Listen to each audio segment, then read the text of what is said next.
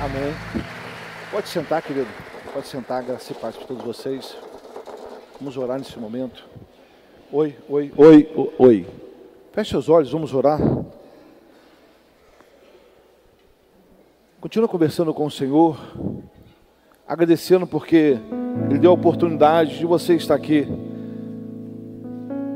Às vezes nós esquecemos disso. Nós só temos hoje. É só hoje.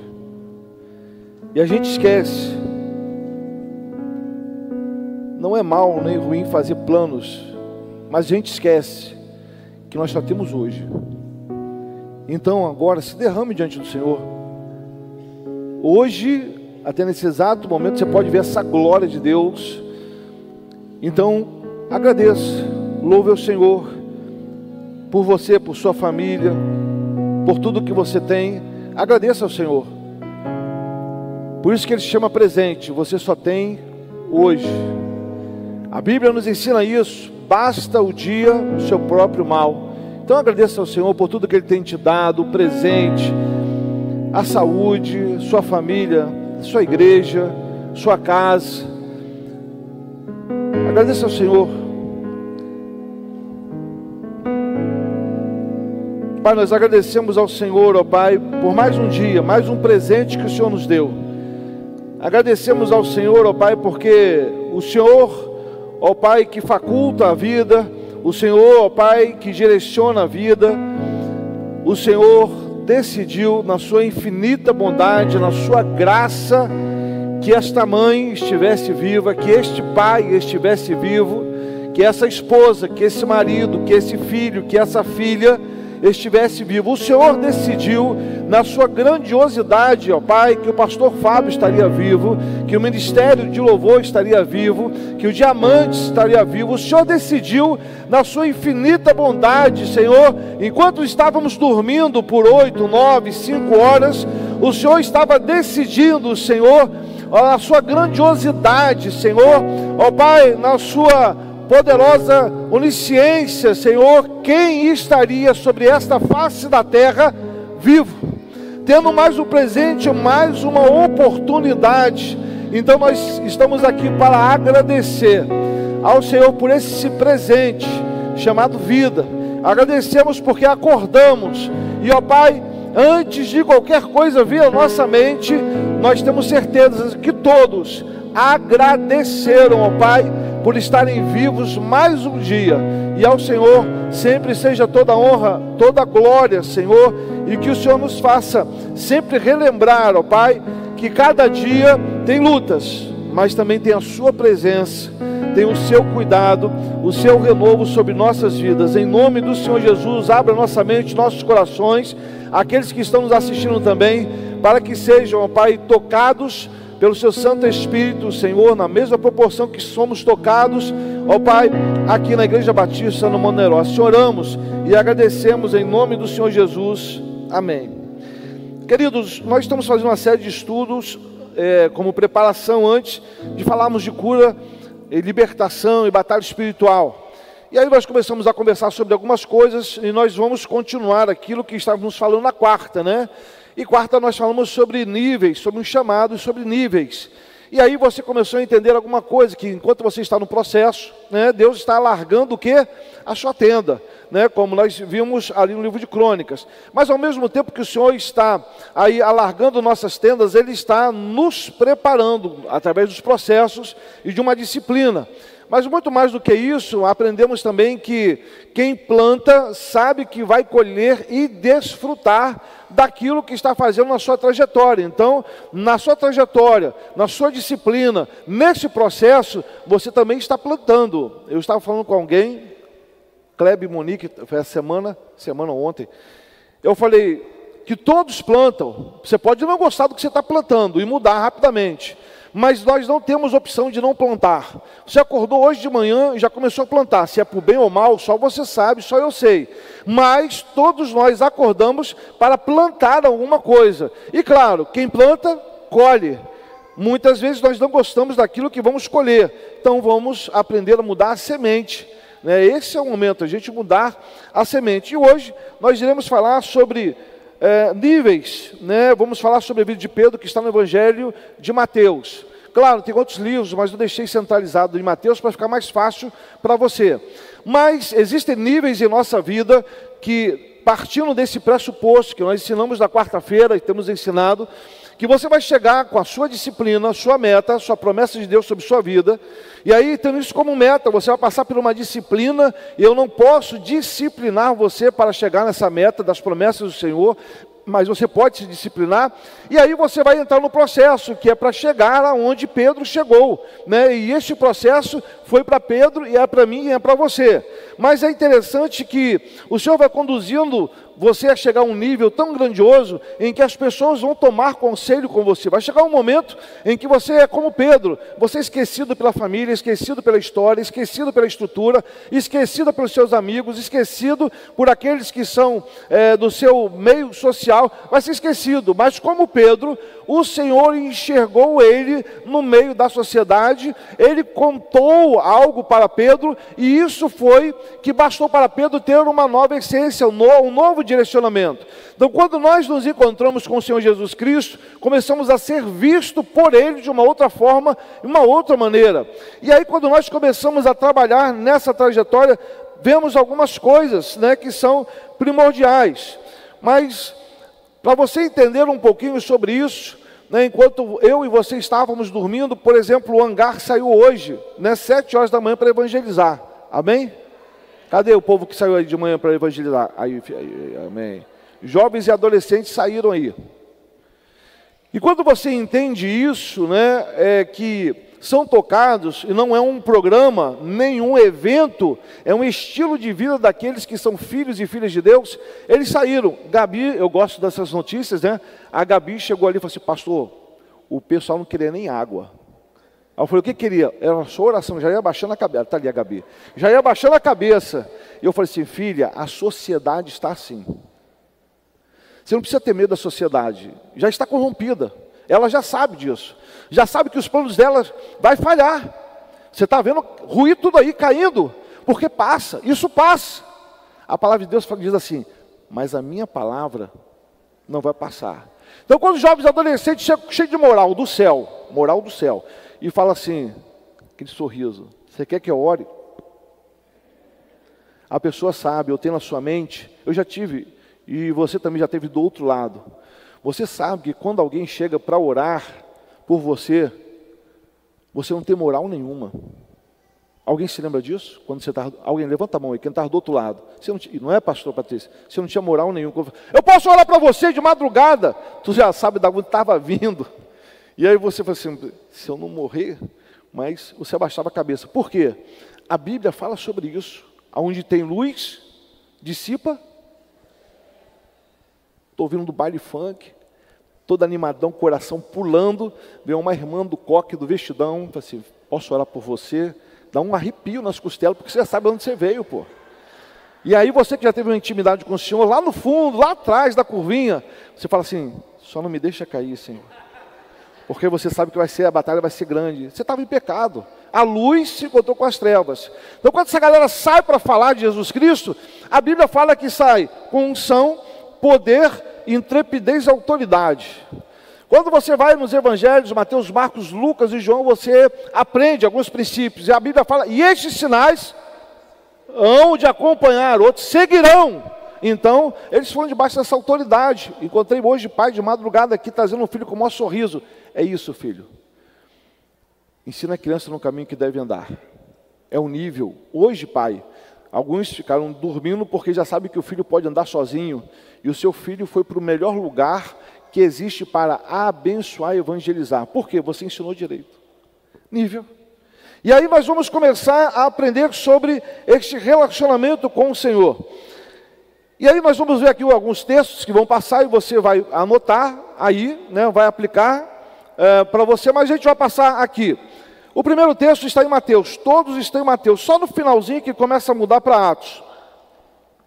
Você pode... Está aí não? Foi não? Tá, não foi não. Então, primeiro, gente, o chamado de Pedro. Abre aí em Mateus capítulo 4.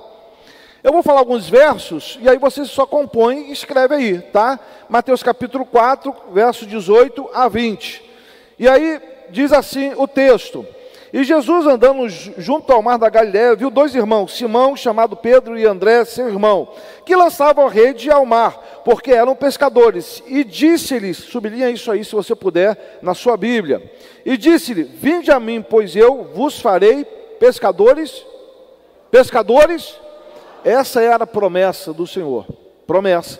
Falamos da promessa de Deus sobre nossa vida. Então, a primeira coisa, você não tem como exercer nenhum ministério se você não foi chamado pelo Senhor. Quando você vai em Mateus e Marcos, você vai ver que existe um processo ali, né? Que ser chamado é uma coisa, você passar pelas águas é outra, e aí depois vem a promessa. E estes sinais hão de acompanhar. Então você precisa ter um livre-arbítrio no seu coração de querer esse encontro com o Senhor Jesus para que o chamado aconteça. O chamado só vem depois que há quebrantamento, arrependimento de coração. Então esse é o primeiro processo. Pedro aqui não era visto, veja só que ele estava no lugar trabalhando. O chamado sublime veio em Senhor Jesus chegar e chamar ele e o outro para o ministério. Ele falou assim: deixa aí, não abandona, deixa, e eu vou fazer vocês pescadores de homens. Essa é a promessa. E aí você vai entender aí, o texto diz que eles foram e seguiram o Senhor Jesus Cristo.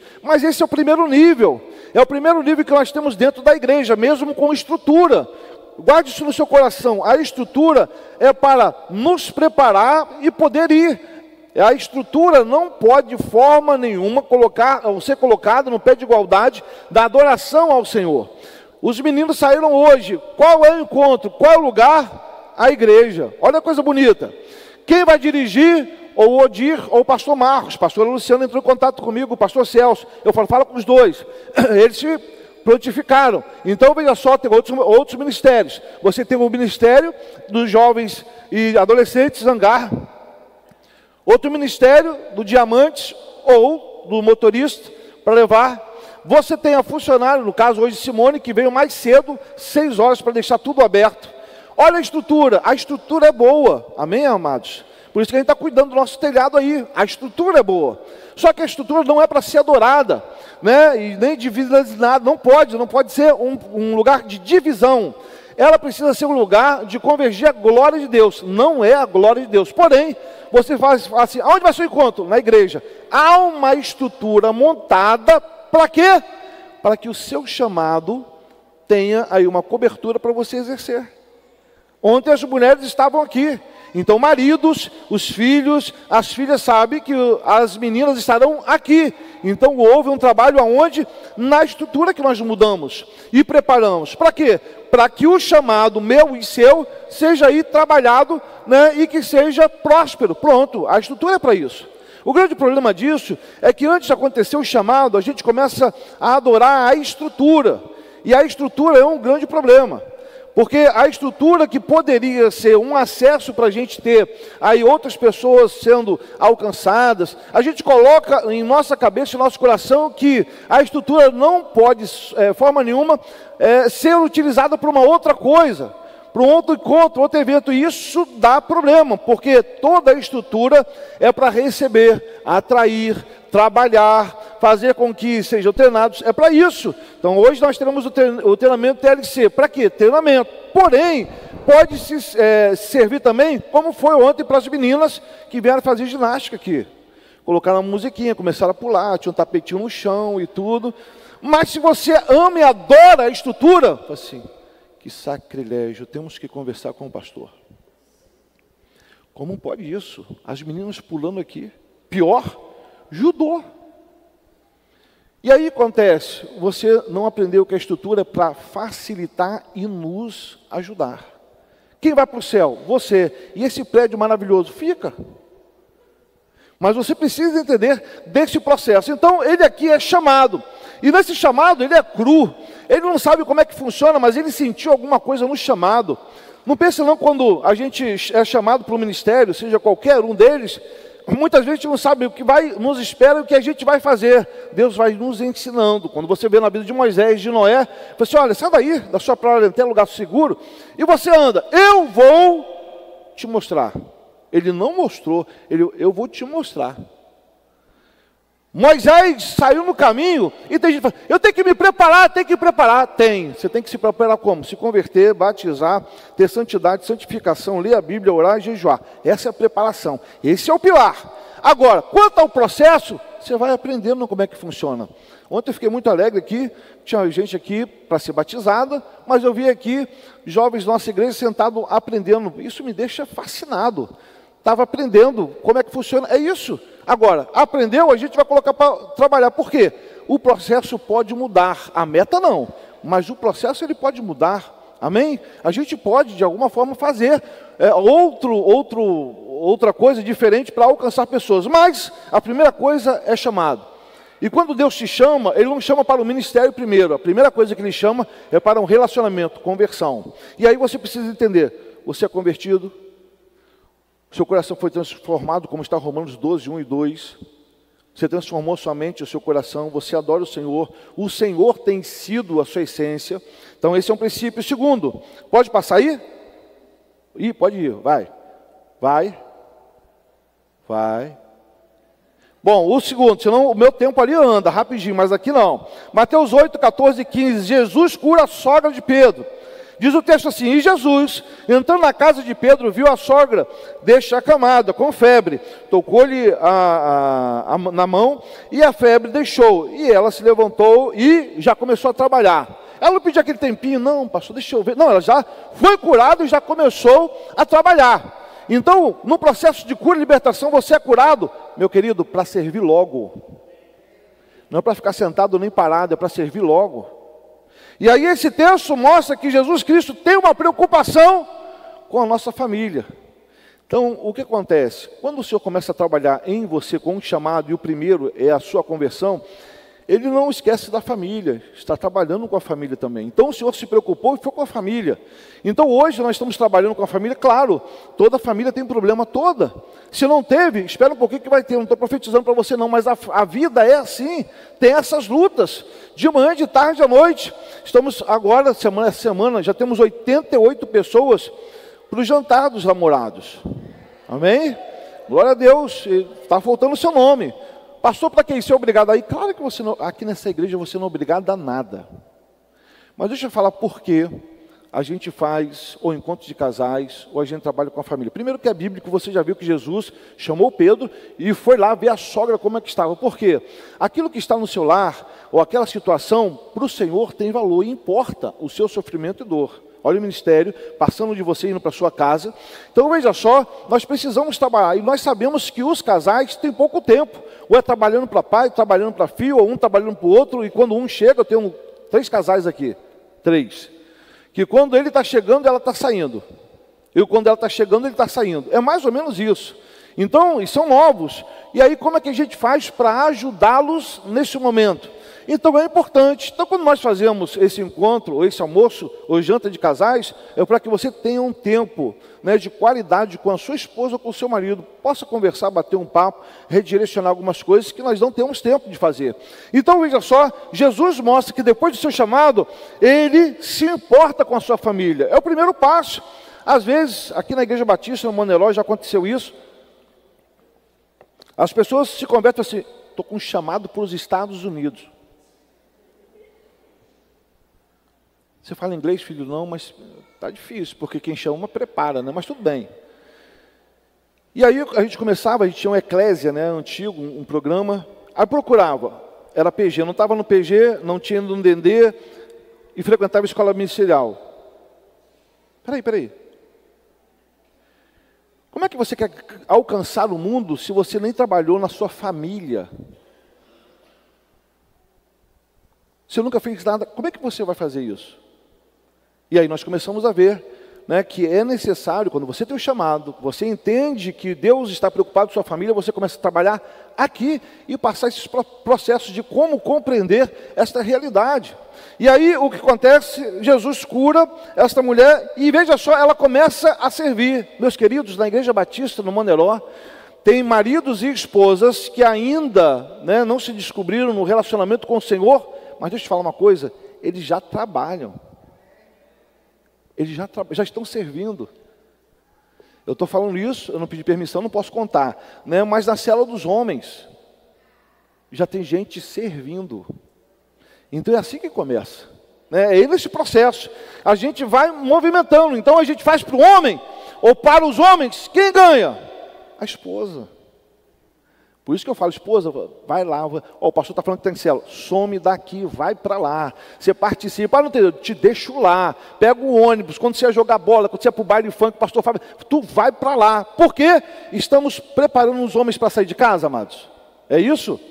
Não, para amar mais as esposas, para dar equilíbrio para ele direcionar os pais. Então tudo que existe é pensando também, depois do seu chamado, na família. Isso é importante. Outro ponto importante aí, Pedro é nomeado como apóstolo. Olha o processo, ele já sai como apóstolo. Olha o processo. E diz assim o texto: ora, os nomes dos 12 apóstolos são estes. Depois desse período todo, a um nível que ele chega, ele é definido por Jesus como apóstolo. Então agora ele começa a ser um divisor de águas, mas passou pelo processo. Então agora ele está no nível de apostolado.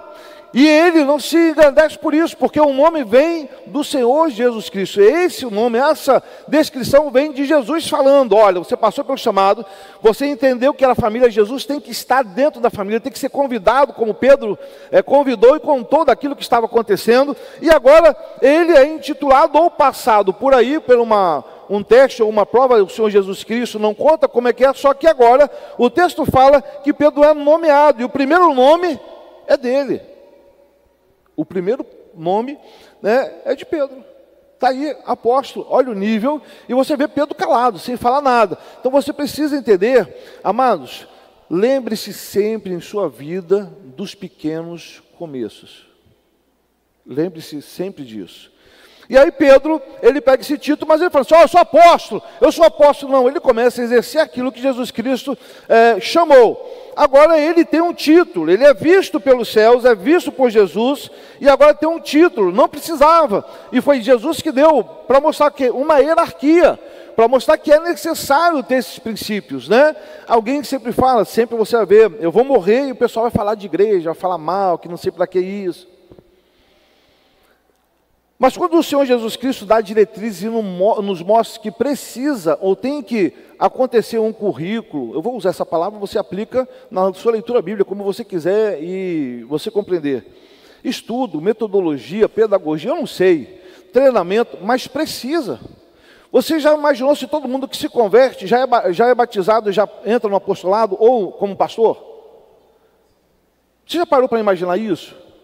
Se não passasse por um teste, você já imaginou você pegar e colocar a pessoa já como apóstolo? Vamos embora, começa a colocar como apóstolo. A pessoa não sabe o que é ceia, a pessoa não sabe o que é a Bíblia, a pessoa não sabe o que é uma estrutura, a pessoa não sabe o que é um gabinete, não sabe o que é aconselhamento pastoral, não sabe o que é visitar, não sabe o que é orar, não sabe o que é libertação, não sabe o que é uma oração de guerra, não sabe o que é uma oração de agradecimento, não sabe o que é uma oração de intercessão, não sabe o que é uma oração de cura, ela não sabe quanto a dar dízimo, doar o dízimo, dar oferta, ela não sabe o processo de santificação. E aí acontece, agora ela já foi colocada para ensinar. Paulo, se você começa ali em Atos capítulo 8, ele ficou um período, mais ou menos 3 anos, aprendendo. Depois ele se levanta. Mas é o processo, amados. Então, aqui você vê agora Pedro sendo nomeado apóstolo. Outro ponto importante, Mateus 28 a 31. Pedro anda sobre as águas. Olha só o processo. Aquele que foi chamado, agora ele leva Jesus para dentro da sua casa, sua família. Agora ele é chamado por Jesus. E agora ele tem uma experiência sobrenatural. Ele sai, Jesus Cristo estava orando, fala para ele seguir junto com os discípulos, os apóstolos. Ele segue, mas agora... diz o texto assim, e ele respondeu, Pedro respondeu e disse: Senhor, se és tu, manda que eu vá ter contigo por cima das águas. E ele disse: vem. E Pedro, descendo do barco, andou sobre as águas para ir ter com Jesus. Esse texto você pode estudar quando você chegar em sua casa. Eu estou lendo só os pormenores, que não vai dar tempo. Mas Pedro anda sobre as águas. A primeira experiência espiritual vem depois que ele é chamado. Depois que ele leva Jesus para a sua vida. depois que o Senhor chama ele de apóstolo, depois que ele passa essa experiência, ele tem algo em seu coração, na sua história, que Jesus começa a conversar com ele, e ele fala assim, Jesus, a primeira experiência dele sobre uma dificuldade é andar sobre as águas. A pergunta é, quem chamou ele para conversar no meio da tribulação, da dificuldade, do vento, da tempestade? Jesus. Jesus está mostrando que ele é o único que pode acalmar você, mesmo com um chamado, mesmo que você dê a sua família, mesmo que você tenha um título de ministério, ele é o único que pode conversar com você, te amparar no meio da tempestade. Quem passou por esse processo sabe que quando está apertado, você vai para onde? Para o joelho, para o pó. Você vai colocar o seu rosto ali. Então o perigo de você colocar logo alguém como liderança que não passou por isso, é que ele vai pedir ajuda para todo mundo. E no cristianismo, a primeira ajuda tem que ser do Senhor. O primeiro a ter aquele momento em que você vai apaziguar o seu coração, trazer tranquilidade, tem que ser com Ele. Então ele aprendeu esse processo de andar sobre as águas, sobre a tempestade, sobre a dificuldade, por chamado do Senhor. Então a fé dele era marcada.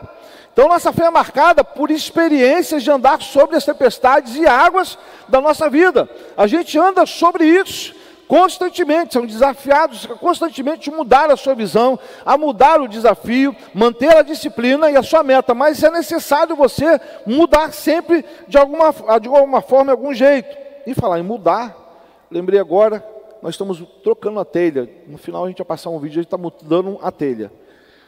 E eu estava conversando com a pastora Cris, a pastora Rosana, Laura, ontem, e eu falei assim, olha só, a gente começou a pegar planejamento. E aí as telhas que estão ali é para você ver, tá, gente? É para você ver a telha que estava aqui em cima, que está sendo tirada, e tem uma parte que já foi colada desse lado, vamos colocar a outra. São duas telhas, uma embaixo, uma em cima. E no meio, são isopores que ficaram no meio para fazer com que tenham chamam de seja térmica, alguma coisa assim, não passe som, chuva, calor, etc. Então, o que acontece? Qual é o nosso planejamento? O planejamento era pegar essas telhas e vender, para abater no preço. E aí acontece, um pastor viu, né, que ele estou postando, né, para que alguém, Deus toque no coração, nos ajude a pagar.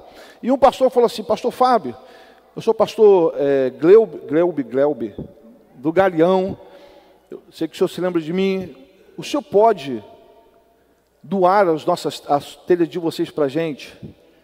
E aí eu falei assim, o coração, né? Falei assim, poxa, mas eu falei com a igreja que a gente ia vender. Aí eu falei com a Cris, eu falei, pastor, vamos doar logo, porque a gente é abençoado. Eu falei assim, eu já sabia disso. Mas aí, mudou o plano? Não, o plano é o mesmo, vamos colocar nossa telha. Esse é. Agora, aquilo a gente tinha feito. Aí a pastora Val falou assim, a gente ia colocar isso lá no dendê, né, para aquela cobertura de trás. E ela falou assim, mas eu acho que dá para a gente colocar nova lá.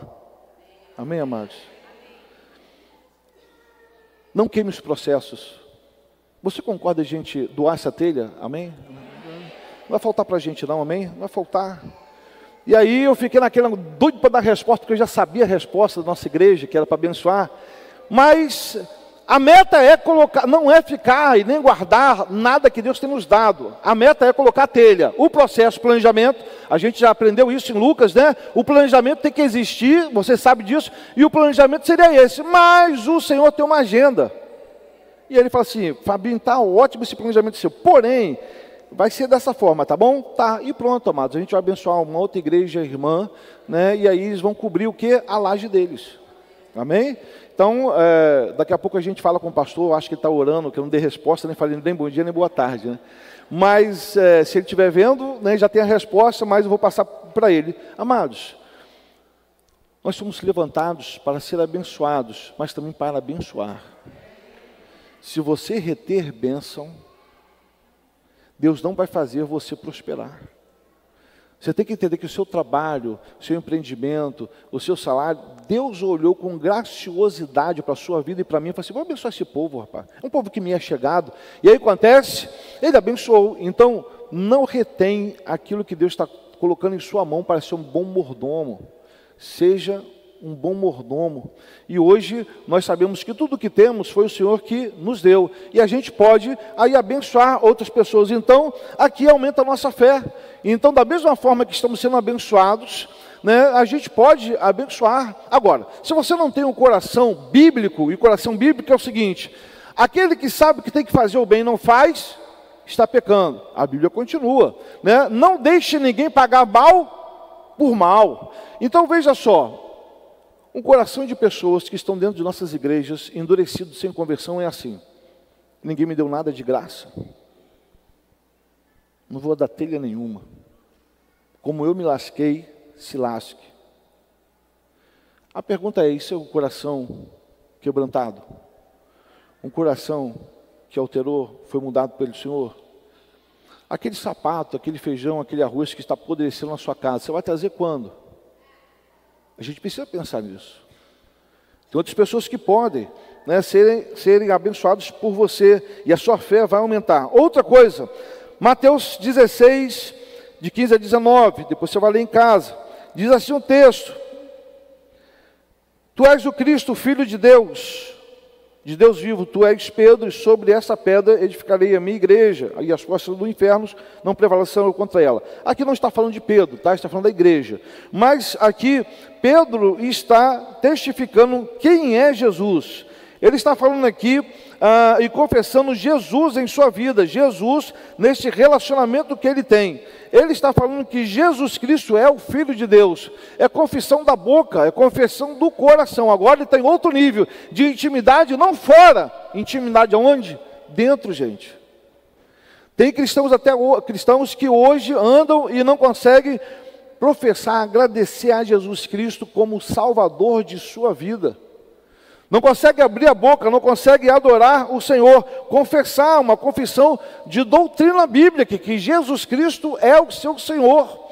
E aí acontece, todas as outras formas tomam nosso coração, tomam a nossa vida. E a presença do Senhor não. Hoje está sendo gerado uma geração, né, um povo que já provou da manifestação da glória de Deus, e outros a manifestação das estruturas e processos. Tome cuidado, a gente pode adorar também e amar processos. Eles passam rapidamente, né? E às vezes a gente tem que fazer uma nova leitura, mas você precisa entender estes processos. E aí, quando você passa por isso, você tem que manter a mesma confissão de quando você aceitou Jesus Cristo. Ele é o caminho, a verdade e a vida. Você precisa sempre lembrar disso. As coisas vão passar, mas se Jesus não estiver no seu trabalho, se Jesus não estiver nos seus estudos, se Jesus não estiver no relacionamento com a noiva, a namorada, se Jesus não estiver no seu casamento, você está perdendo tempo. Deixa eu falar uma coisa para você. No final da vida, você vai ver que a única coisa que valeu a pena, de tudo que você conseguiu, foi o seu encontro com o Senhor. Eu sei que é duro, mas no final você vai ver que a única coisa que valeu do seu trabalho, sua faculdade, seus diplomas, carteira de trabalho, de moto, sua empresa, seu dinheiro, a única coisa que valeu a pena na sua existência, na sua momentânea existência, foi o seu encontro com o Senhor Jesus Cristo. Porque é a única coisa, estou falando de relacionamento, que fará você continuar vivendo. Quando a gente esquece disso, e Pedro está ensinando aqui, que ele falou assim: tu és o Cristo. A gente precisa falar que Jesus Cristo é o Cristo, Filho de Deus vivo em nossas vidas. Nunca esqueça de deixar sua mente ávida, sempre verde, sempre aguada com a ação do Espírito Santo de Deus na sua vida nesse jardim. Que Jesus é o único caminho, a verdade e a vida. É Ele que dá a razão da nossa existência quando a gente está nas batalhas, quando você está tentando desistir, quando você está abatido, cansado. Em uma determinada história, um momento, parece que Ele vem, quando você está prostrado, adorando, te abraça e fala assim: filho, eu estarei convosco todos os dias, até a consumação do século. Então, quando você entende, você confessa quem é Jesus em sua vida. Outro ponto importante, Pedro repreende Jesus. Olha só, Ele achou que era alguma coisinha, então vamos lá, diz assim: Pedro, chamando Jesus à parte, começou a repreendê-lo, dizendo: Senhor, tenha compaixão de ti, de modo nenhum te acontecerá isso. E Jesus responde: para trás de mim, Satanás, que me serve de escândalo. Quando a gente passa por esses processos, é interessante, na vida de Pedro, mostra que a gente pode se achar um semideus. Achar que a gente pode pegar Jesus Cristo e falar assim: eu acho que tem alguma coisa errada com o Senhor, vou te chamar à parte. Querido, põe no seu coração, você é vaso. Vaso de honra. A Bíblia nos ensina: ó homens, quem és tu para discutir com Deus Criador? Você é vaso na mão do oleiro. Mas todo o processo, chegando nesse nível, você pode achar que já pode sentar com Jesus, tete a tete, e falar assim: que isso, Jesus? Tem essa intimidade, deixa eu falar com você, vem aqui. E Jesus foi, olha só o coração, ele foi lá. E aí Pedro falou assim: não pode acontecer isso. O Senhor olhou, tem outro diz que ele olhou com amor e repreendeu. E falou: para trás de mim, Satanás. Eu pego esses textos e tantos outros textos, e eu fico vendo em nossas igrejas, se Jesus Cristo estivesse aqui em pessoa, como ele estava naquele momento, e dissesse para mim e para você, dentro da igreja batista no Moneró, ele olhasse para mim e para você e falasse assim: para trás de mim, Satanás, não vem mais, eu não vou vir mais, acabou mesmo, e ia embora. Pedro, quando foi repreendido no processo, permaneceu. É por isso que a gente tem uma geração de mimimi. Quando você repreende, vai embora. Mas vem cá, o pastor, não, então ele falou a verdade, você não gostou. É isso aí. Jesus Cristo olhou para ele, o texto diz que amou, falou assim: para trás de mim, Satanás. Rapaz, se ele diz isso, na igreja batista, mano, era para algumas pessoas, misericórdia. Aí eu chamava com Pedro e falei assim: Senhor, tu sabe que já foi, né? Ele falou: não, tu já sabe que acabou. Mas vamos continuar. Jesus Cristo sempre teve conversas difíceis. O pessoal estava falando lá, falando. Jesus pega, olha para os... Vocês, quer picar mula não? Quer ir embora não? Pode ir também. Pedro, que é isso, Senhor? Só o Senhor tem palavras de vida eterna. A gente vai continuar aqui. Pode descer o cajado. É assim. Então você precisa fazer uma leitura de quem é você e aonde você está, porque o nível de Pedro a gente está ensinando aqui, mas ele permaneceu. E ele ficou firme dentro desse processo. Então Pedro tenta repreender Jesus, porque de repente os títulos, a experiência, o caminho, né, ele já sabia, falou assim: não é bem assim. Mas o Senhor colocou ele no devido ponto. Ele falou assim: eu sou o caminho, a verdade e a vida. Pedro, você não. Você está aprendendo, você é um daqueles que vai ser preparado, ou serão preparados por mim. Filho, eu e você somos preparados pelo Senhor. E o texto diz que aquele que começou a boa obra, ele vai terminar. Então está mostrando que nós temos muitas dificuldades. E ele vai realizar toda a obra perfeita dele em mim e você, mas você tem que facilitar ele trabalhar. Vamos começar e continuar aí. Ponto 7, Mateus 17, 1 e 4, fala sobre a transfiguração. E Pedro, tomando a palavra, disse a Jesus: Senhor, bom é estarmos aqui, e se queres que façamos 3 tabernáculos, faremos aqui. Então Pedro viu a presença, a transfiguração, e agora aquele homem que andava sobre as águas e andou, foi o único que teve a experiência, agora ele vê uma manifestação dos céus, do que acontece sobre minha vida e sobre sua vida quando nós nos convertemos. Aquilo é um processo. E aí acontece, o céu se manifesta na vida daquele que se arrependeu, daquele que tem o coração contrito, e aquele que é convertido. Sobre essa palavra, há uma atmosfera do céu descendo sobre ele e sobre ela. Ele viu esse nível, tanto é que ele falou assim: vou esquecer dos outros. Senhor, o senhor quer que eu faça uma tendinha aqui? A gente faz aqui mesmo. Por quê? Ele queria, através das manifestações do céu sobre sua vida, fazer o quê? Como nós fazemos? Colocar em uma caixinha, numa estrutura. Então, querido, Deus não cabe em nossa estrutura. Por isso que eu falo, a estrutura nos ajuda. mas não cabe em nossa estrutura. Ele aprendeu isso e Jesus mostrou esse momento. Um outro ponto importante, Mateus 18, 21 a 22. Esse é o 8º nível, o perdão sem limites. Diz assim, então Pedro, aproximando-se dele, disse: Senhor, até quantas vezes pecar um irmão, ele está falando de irmão, contra mim e eu lhe perdoarei? Até 7? Jesus disse: não te digo até 7, mas até 70 vezes 7. Não vou parar para falar sobre isso, porque tem muitos pontos aqui teológicos, tem muito ponto de ensinamento aqui. Pedro está falando da sua estrutura, que já era boa para perdoar 7 vezes. Jesus Cristo está em estrutura dos céus, né, junto com aquilo que estava dentro da sociedade, que eles aprendiam. Mas deixa eu falar uma coisa, é o seguinte: você precisa perdoar, como nós falamos ali na vida de Davi, quando os irmãos de Saul vieram servir, a família de Saul veio servir. Ele poderia ter ficado com o pé atrás, né? Falar assim, pô, como é que vai acontecer? E quando a Bíblia fala que você vai dar conselho a multidões desse nível, você precisa entender como está o seu nível de perdão com as pessoas. Se você é uma pessoa que tem um ódio no seu coração, uma pessoa rancorosa, uma pessoa com raiz de amargura, como diz a Bíblia, ou você é uma pessoa que já entra no processo rápido de ver como vai perdoar. Eu falei isso, eu acho que na semana retrasada, na quarta-feira, sobre esse processo. E o processo do perdão está falando de princípio de cura e libertação. E alguns médicos, né, que têm aí desenvolvido artigos, trabalho, homens que são valorosos, Deus levantou na vida acadêmica para testificar a Bíblia. O que acontece? Esses homens têm visto que na maioria, pressão alta, gente, pelo amor de Deus, eu falei assim, pastor, não. Então, a maioria, dentro daquilo que eles analisaram, pressão alta, pressão baixa, coração, doenças imunes, etc., eles que não são crentes, identificaram que tinha a falta de perdão.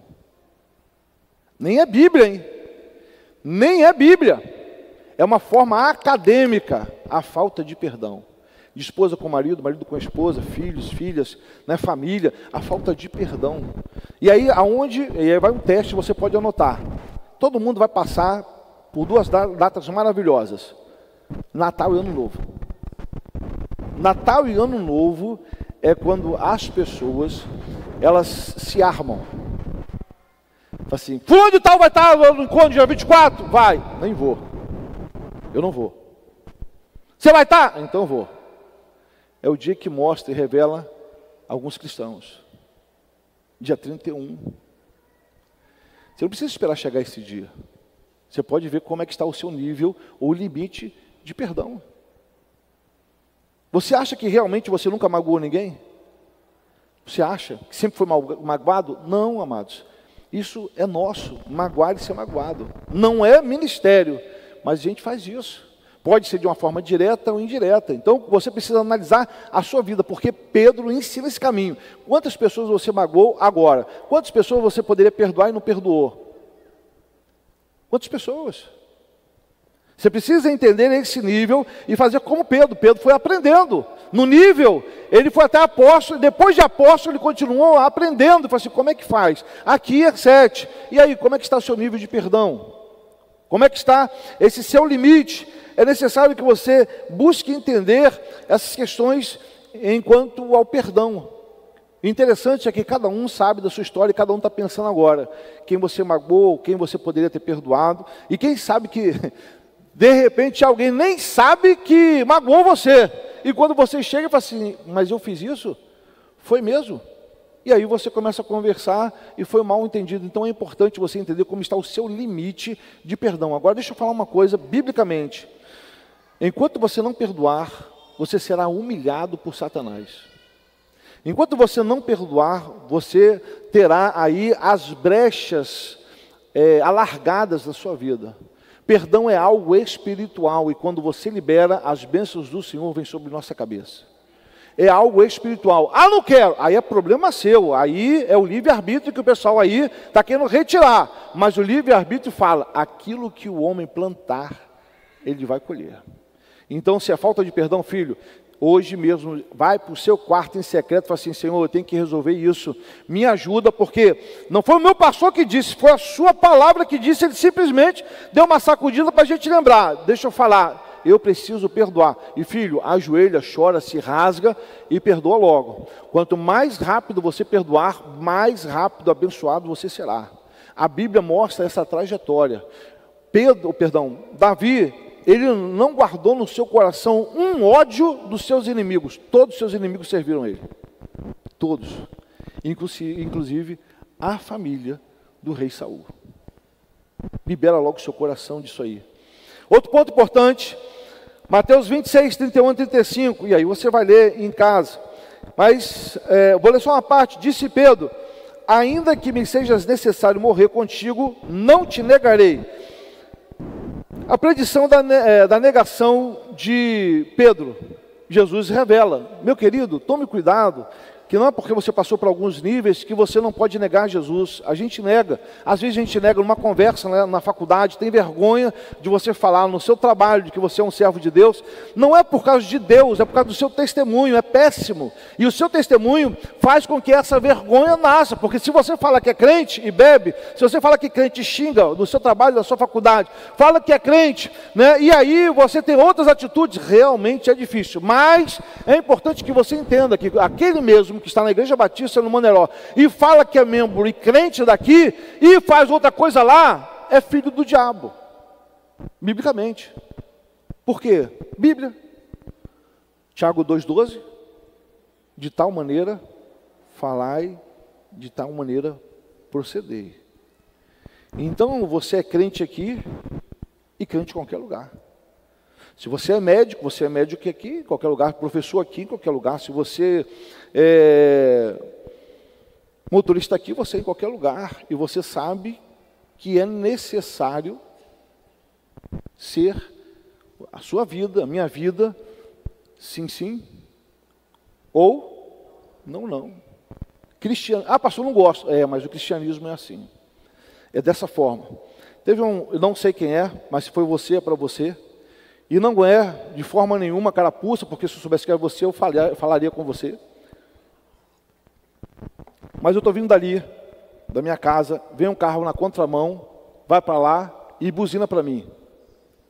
Tentei olhar, bem filmado, mas se eu visse que era você, pode ter certeza que eu ia telefonar. Por quê, filho? Você tem que andar na faixa. A Bíblia fala, nos ensina, quer ser ministro na casa, está lá em Hebreus, seja exemplo no meio em que você vive. Você está correndo levar alguém para o hospital? Não tem porquê. Mas todo mundo, já ensinei aqui, você não é todo mundo. A Bíblia que a gente deixa de ler é a mesma que nos instrui e nos repreende. A sua Bíblia é a mesma que eu leio e ela fala o que para mim e para você? Vós sois nação santa, exclusividade. Então você precisa ter, não gostei, problema seu, mas a Bíblia ensina que esses processos, você precisa entender se você já está negando Jesus na sua vida, na sua sociedade, onde você está. Você tem que falar quem você é, o que você está crendo, a sua fé, confessar, ensinar e falar. É necessário que você passe por esse processo. Outro processo, a negação de Pedro. Ele falou, não vou acontecer isso. E o Senhor falou assim, olha, eu estou falando que vai acontecer. E Jesus está falando, tome cuidado, que essas coisas podem acontecer na sua vida. Pedro não acredita. Jesus está nos exortando quanto às tentações e provações. Tome cuidado, filho. Depois não adianta falar assim, o leite derramou, né? E aí, cara, Senhor, aconteceu? Não aconteceu não. Há aviso do Senhor no culto, na oração de quinta, lá no Parque Royal, no Dendê, na oração daqui, consagração, há aviso, toma cuidado. Quando cai, você, pastor, foi o diabo. Foi não, foi o seu livre-arbítrio, casado com a vontade do diabo, que deu origem, luz ao quê? Ao pecado. Então você precisa entender que você já está nesse processo, e o Senhor está falando, toma cuidado, Pedro, está falando, toma cuidado, Fábio, toma cuidado, João, Paulo, toma cuidado. Ele está falando, tome cuidado. Agora, ele creu na sua força, olha o que acontece. E aí a negação de Pedro, Mateus 26, 69, 75, e imediatamente o galo cantou. Então Pedro se lembrou das palavras de Jesus e saindo dali, chorou amargamente. As celebrações é para o Senhor dar avisos, Os cultos são para o Senhor dar aviso, orações são para o Senhor dar aviso. Todas essas ministrações é para Deus avisar se você está no caminho bom ou se você está andando no caminho de morte. Agora, quem vai tomar a decisão de fazer aquilo, realizar ou não, é você. Então você precisa entender como está o seu livre-arbítrio. E aqui ele vê a negação que Jesus Cristo está falando antes de pecar. Então, quando o Senhor está se manifestando através do louvor, através de tudo aqui, Ele está falando assim, toma cuidado, olha aí o aviso aí, é uma frase, toma cuidado, e aí é para você acordar. Agora veja só, ele só acordou quando ele negou Jesus. O aviso, amados, é dado antes. O Senhor fala assim, vai acabar, sua vida vai acabar, desse jeito não dá. Ele está dando avisando. Quando acontece, Jesus Cristo falou. Então Deus sempre está falando através das manifestações. Bom, e aí segue, aí você vai ver agora João, vou puxar para o outro texto. João, está aí? Tá, já, João, pessoal. Pedro reconhece o que? Você pode ler comigo aqui? Voltando ao raciocínio, vamos lá? Pedro, guarde isso, filho. Tira a soberba do seu coração, o orgulho, a prepotência, tudo que você é e tudo que você tem, Deus permitiu que você tivesse, que você fosse. Então agradeça ao Senhor por isso. Não deixe a arrogância tomar o seu coração. Vamos lá, pode passar para o texto? Você pode ler comigo? Fica de pé para a gente ler. Tem um pessoal que está quase partindo ali no cabo da Boa Esperança ali naquela curva. Então eu vou te ajudar a ficar em pé. Eu acho que também o ar-condicionado pode ajudar, não é não? Que a pressão não cai. Então se puder aí colocar o ar-condicionado aqui, pelo menos esses dois da frente, para ver se o pessoal acorda, né? Então vamos lá, olha com força lá então. Depois...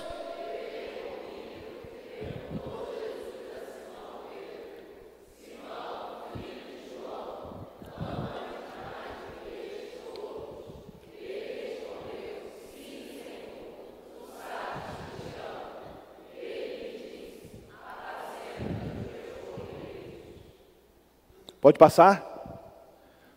Tornou.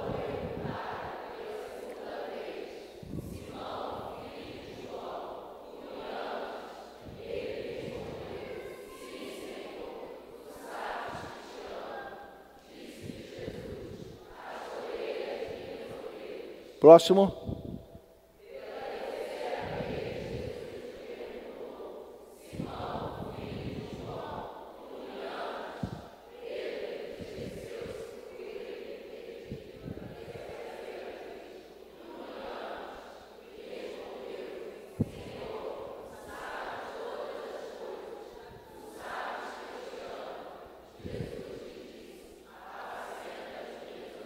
Deixa nesse texto aí, volta aí. Você vai responder depois ali do ponto de interrogação. Vamos lá? E respondeu-lhe...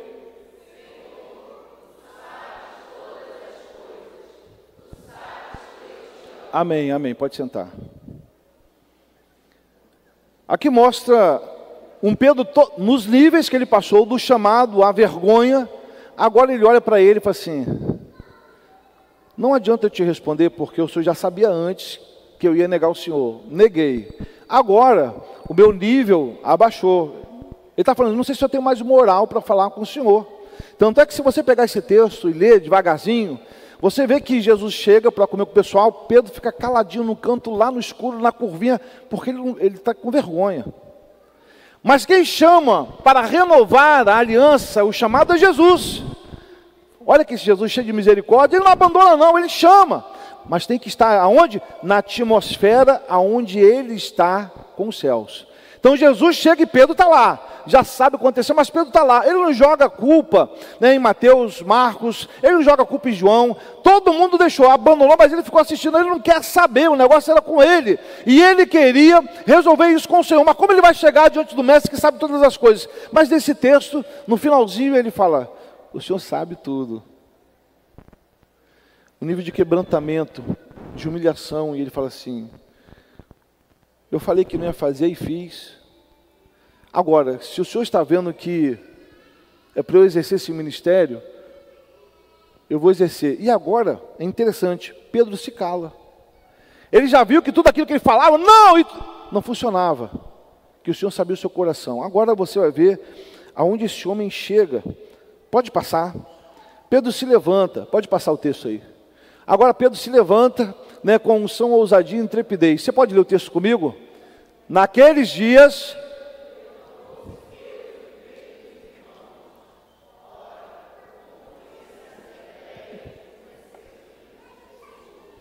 E disse, pronto, esse texto aí, não pode voltar. Amados, eu coloquei desculpa aí o meu pecado. Eu coloquei esse nível de Pedro, né, numa apostilinha. Passei para os homens e para os coordenadores. Pode repassar tudo esse pontinho aí? Tem, eu esqueci de passar para os irmãos, logo no início do culto. Mas o que acontece? Esse homem agora, que passou por todo esse processo, ele, entendendo a sua humilhação, agora ele se levanta, ali em Atos 1,15, e ele começa a falar com ousadia e intrepidez. Então é um nível que Jesus Cristo quer te levar, depois que você reconhece a sua fragilidade. Tudo isso que existe aqui, amados, é para a glória de Deus. O seu ministério, a sua vinda, a sua conversa, a sua oração, toque aqui, o pessoal do som, o pessoal do estacionamento, o diamante, o evangelho, tudo é para refletir a glória do Senhor. Você não pode tentar se tornar como Satanás, né, um anjo de luz. Você é luz porque Jesus é luz em sua vida. E aí ele fala, vocês são luz e é sal da terra, são vocês. Mas nós não temos essa luz própria, nós não conseguimos. É Ele através de mim e de você. Nós não podemos esquecer isso nunca. Agora esse homem, né, levanta com unção, ousadia e intrepidez e fala assim, olha, não é bem assim que funciona não. Ele está ligado nos céus. Quem esse homem se torna? Pode passar o último ponto aí para a gente ver. Vamos lá? É o ponto 3, diz assim, Atos 2:41. Pedro foi levado a um nível de quê? Você se lembra do primeiro texto que a gente leu em Mateus? Ele fala assim, vem para cá, para de pescar aí que eu vou fazer vocês pescadores de homem. Ele passou em todos esses níveis para chegar aqui. Olha só que interessante, passa o texto. Leia comigo. Então,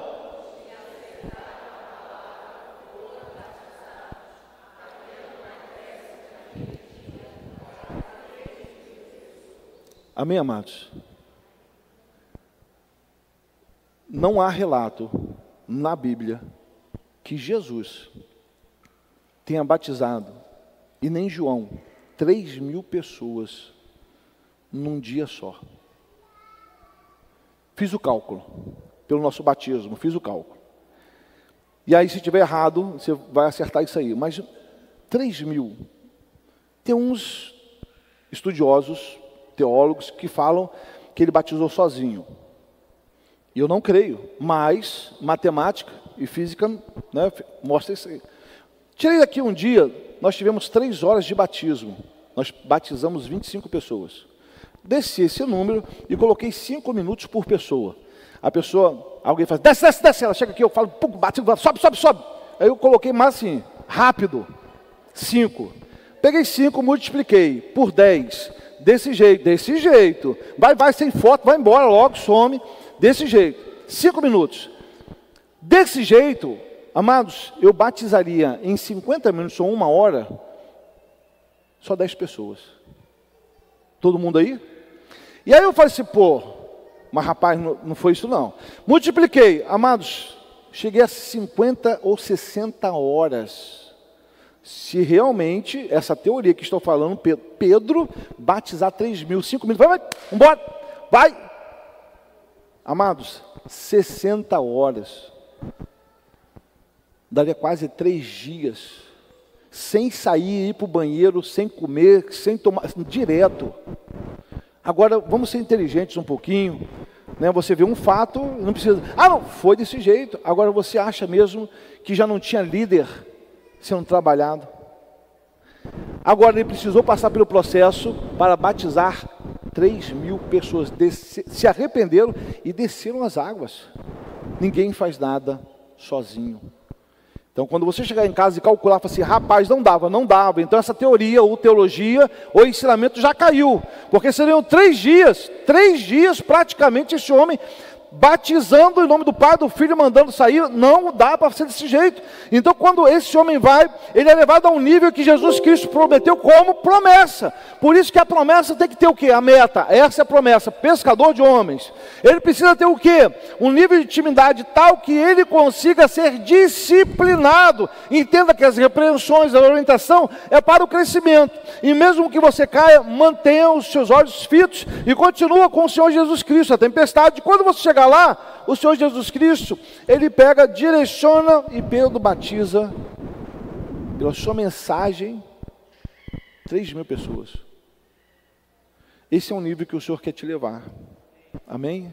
Isso não é para o pastor Fábio. Não, isso é para todas as pessoas que estão nesse processo de busca com o Senhor. É para que você ganhe pessoas. Filho, você não está nesse mundo para trabalhar, para estudar. Isso é importante. Agora, o que o Senhor Jesus Cristo nos chamou, como diz a palavra, é para a honra e glória do seu nome. E aí o Senhor colocou esse projeto de Deus na sua vida para que você seja missionário. Aonde você está, pastoreie essas pessoas, ore por ela. Quando ela fala assim, está acabado a minha vida, opa, eu estou aqui no barco, eu sou profeta, pô. Espera aí. Eu acredito num Deus que muda tudo isso, mudou minha história, eu vou orar por você. Chega aqui, você ora, já fala nessa altura mesmo, para quem está ali com medo, já ajoelha ali, você já põe a mão. E aí chega o chefe, chega lá, virou a igreja aqui, chegou, vem para cá também para se batizar, chama ele, põe a mão na cabeça e ora. Hoje, as trevas estão tentando sobrepujar a luz. Filho, você é luz e sal onde você estiver. Manifeste a glória de Deus que está em você. Você tem que abrir a boca. Você tem que mostrar que não é dessa forma. Ah, pastor, o que vão pensar? Rapaz, deixa o pessoal pensar. Agora o importante é o que Deus pensa a seu respeito. O que Deus fala a seu respeito. O que os céus está falando. O que o sobrenatural sabe de você, quem você é. Agora, nós vamos passar mais um pouquinho, vamos falar sobre Pedro, vamos falar de cura e libertação. Jesus Cristo falou assim, olha, Pedro, o diabo requereu aí a sua vida aí, tá? Eu estava aqui, ele falou assim, eu quero Pedro. Tem um texto que fala sobre isso, mas é mais para frente. Você acha realmente, filho, filha, que você pegar uma Bíblia, estudar um livro de teologia e colocar debaixo do braço, você está protegido? Isso não protege ninguém. O que protege é relacionamento com o Senhor Jesus. É quando você ajoelha sobre esta palavra, você se ajoelha e começa a ministrar sobre sua vida. O diabo sabe, dentro da igreja, quem é filho de Deus e quem não é filho.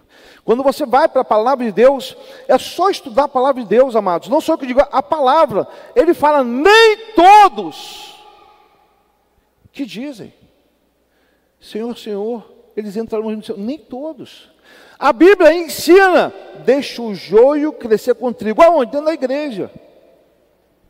Agora, eu não posso falar que você é joio e trigo, mas você pode falar quem você é.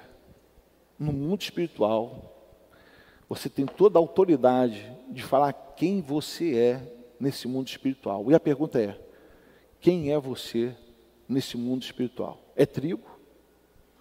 Ou você é joio? E aí você, pastor, mas não é bem assim.